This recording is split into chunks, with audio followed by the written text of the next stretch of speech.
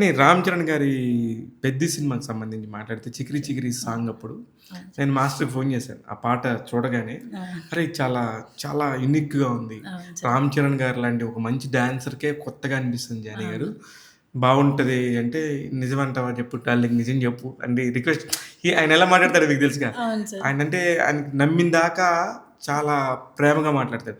అంటే లేదు 100% ఇది 100,000,000 కొడతది. చాలా అవును. తక్కువ టైంలో చెప్పారు. చూడమని చెప్పాను. చెప్పారు. కట్ చేస్తే అది చెప్పారు. కొట్టగానే అసలు నిజంగా మనం చెప్పాను కదా! టాలెంట్ మనిషిలో అవతల వ్యక్తిలో నుంచి ఏం పట్టుకోవాలనేది తెలియాలి కదా! అవును సార్. అవునవును. చూడటానికి ఎవరికైనా 3 నిమిషాలు పాటలానే ఉంటది. అవును సార్. దానికి ఎంత లేదు కష్టపడాలి. దానికి వాళ్ళెంత కష్టపడ్డారు, ఎన్ని లొకేషన్స్ తిరిగారు. హ్మ్.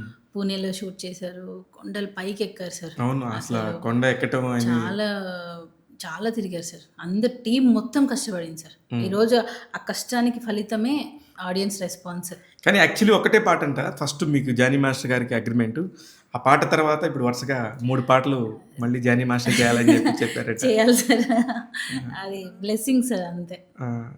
కానీ భారతదేశం గర్వించే డాన్సర్స్ ఎవరైతే ఉన్నారో అల్లు అర్జున్ గారు అయ్యుండొచ్చు, రామ్ చరణ్ గారు అయ్యుండొచ్చు, ప్రభుదేవ మాస్టర్ అయ్యుండొచ్చు, ధనుష్ గారు, ఇట్లాగా జూనియర్ ఎన్టీఆర్ గారు ఇలాంటి అందరితో కూడా పనిచేశారండి ఈయన. అవును సార్. చేసినప్పుడు మీతో వచ్చి షేర్ చేసుకుంటారా ఒక్కొక్క అయ్యో! మాస్టరు? ప్రతి ఒక్క మాట. ఆ! ప్రతి ఒక్క మాట ఈరోజు ఇలా జరిగింది, ఈరోజు ఇలా జరిగింది.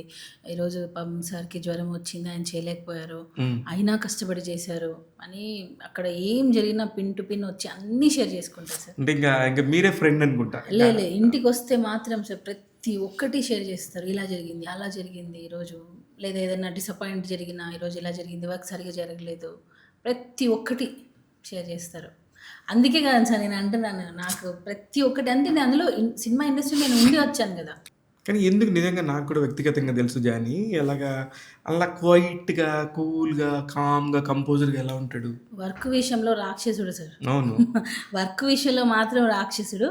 మిగతా విషయాలలో ఎంత పెద్ద ఇష్యూ అయినా సరే హ్యాండిల్ చేస్తారు. ఎంత పెద్ద ఇష్యూ అయినా సరే ధైర్యంగా ఉంటారు.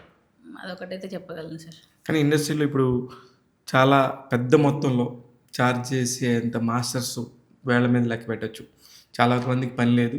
అవును సార్. పని ఉన్నోళ్ళకి మాత్రం ఉన్నోళ్ళలో చాలా మంచి నంబర్ తీసుకుంటున్న మాస్టర్ జానీ మాస్టర్ అనేది ఒక పేరుండింది. ఎప్పుడు అంటే ఎంత అంటే నంబర్ చెప్పొచ్చో లేదో నాకు తెలీదు గానీ బాగా తీసుకుంటారా మేడం? రెమ్యూనరేషన్ అంటున్నారా? అసలు మొన్నేదో నేను చూసాను పెద్దికి 5,00,00,000 ఇచ్చారని చెప్పి పెట్టారు. మేడం అయన్నీ లేదు సినిమాలకి లేదు సార్. అలా ఏం లేదు సార్. మామూలుగా తీసుకుంటారు అంతే. మరీ హై ఏం లేదు. అట్లనే మరీ తక్కువ ఏం లేదు. అంటే సుమారుగా ఒక సాంగ్‌కొచ్చేసరికి మామూలోళ్ళు కూడా జానీ గారితో చేయించుకోవాలనుకుంటారు మేడం. అందరూ రామ్ చరణ్ గారిలాగా ఉండరు కదా! అలా ఏం లేదు సార్. కంపెనీ బట్టి, హ్మ్. రిలేషన్‌ని బట్టి సినిమాని బట్టి. తీసుకుంటారు. ఇప్పుడు చిన్న సినిమాలు అని అనకూడదు గానీ, కొంచెం తక్కువ బడ్జెట్. హ్మ్. తక్కువ బడ్జెట్ సినిమాలకి అడిగినంత రెమ్యూనరేషన్ ఇవ్వాలంటే ఇవ్వలేరు. సో, దానికి తగ్గట్టు అలా. అంతేగాని ఇంకా ఫిగర్ చెప్పాలంటే అది అప్ అండ్ డౌన్ ఉంటది కాబట్టి మనం చెప్పలేము సార్. మీకు బాగా ఆయన తీసుకొచ్చి మేడం సుమా నాకిది ఇంతొచ్చిందని చెప్పేసి మీకు హార్ట్‌ఫుల్‌గా ఒక అమౌంట్ నేనే తెచ్చి అన్నీ ఇచ్చిన హ్యాండిల్ చేస్తాను సార్. అన్నీ మీరే అన్నీ చేస్తారా? నేనే చేస్తాను సార్. ఓకే. అన్నీ అది మీరే కాకుండా మాట్లాడతారు ఆయన కూడానా? లేదు లేదు. ప్రొడక్షన్ ఒకసారి హౌసెస్‌తో? మాట్లాడతారు. హ్మ్. నేను అంటే అకౌంట్స్ ఏమైనా క్రెడిట్ అయినా ఏదన్నా ఎవరికైనా పంపించాలన్నా అవన్నీ నేనే చూసుకుంటాను. కానీ మేడం కొన్ని సాంగ్స్ చూస్తున్నప్పుడు కొంతమంది ఏమో ఒక పాటలో ఒక నలుగురు, ఐదుగురే డాన్సర్స్ ఉంటారు. కొన్ని పాటలో ఒక 400 మంది ఉంటారు. వీటిలన్నిటిని ఎలా మేనేజ్ చేస్తారు? అంతే సార్. అదే కదండి సార్ కొరియోగ్రఫీ ఇంకా క్రియేటివిటీ దాన్ని మేనేజ్ చేయడమే దానికే బుర్ర బద్దలైపోతది సార్. ఓకే. ఎలా చేయాలి? ఆ సాంగ్ హిట్ అవ్వాలి అది మెయిన్ టార్గెట్. అన్ని సాంగ్స్ హిట్ అవ్వవు. కొన్ని ఫ్లాప్స్ వస్తాయి. సో, దానికి తగ్గట్టు క్రియేటివిటీ బాగా సార్ మైండ్ ఒక్కొక్కసారి ఫుల్ హెడేక్ వచ్చి పడిపోతారు. ఫుల్ తలనొప్పి వస్తుందని చెప్పి. హ్మ్. ఆ స్పాట్‌లోకెళ్ళిన తర్వాత ఆ షాట్ టేకింగ్ టైం కూడా ఎక్కువ ఉంటది. హ్మ్. అనుకున్న టైంలో మళ్ళీ సాంగ్ తీయాలి. హ్మ్. సో, చాలా రిస్కీ ఉంటాయి సార్. కొన్ని సాంగ్స్. కొన్ని బాగా జాలీగా అలా జరిగిపోతాయి. పేరు ఊరికనే వస్తదా సార్? అవును.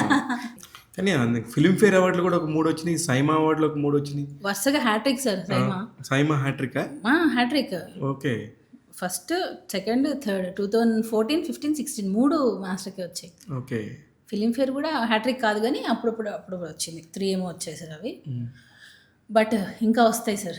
అల్లు అర్జున్ గారి పాటలకైతే ఆయన నాకు తెలిసి జులై కాడి నుంచి అవును సార్. కంటిన్యూ చేశారు. అవును. కంటిన్యూ చేశారు. అసలు బుట్ట బొమ్మకైతే అసలకి మామూలు ఫ్యాన్స్ కాదు. ఆయన కూడా చాలా సపోర్ట్ చేశారు. సాంగ్స్‌లో పాపం ఆయన డాన్స్ ఇలా చేద్దాం జానీ, అలా చేద్దాం జానీ అని చెప్పి బాగా చేయించుకున్నారు. హ్మ్. బుట్టబొమ్మ సాంగ్‌కి మంచి రీచ్ వచ్చింది సార్. అవును. చాలా మంచి రీచ్. చాలా పెద్ద రీచ్. అవును. అప్పటిదాకా ఉన్న యూట్యూబ్ అవును. సంబంధించిన వచ్చిన దానికన్నిటి కూడా అది కొట్టేసింది బుట్ట బొమ్మ. అవును సార్.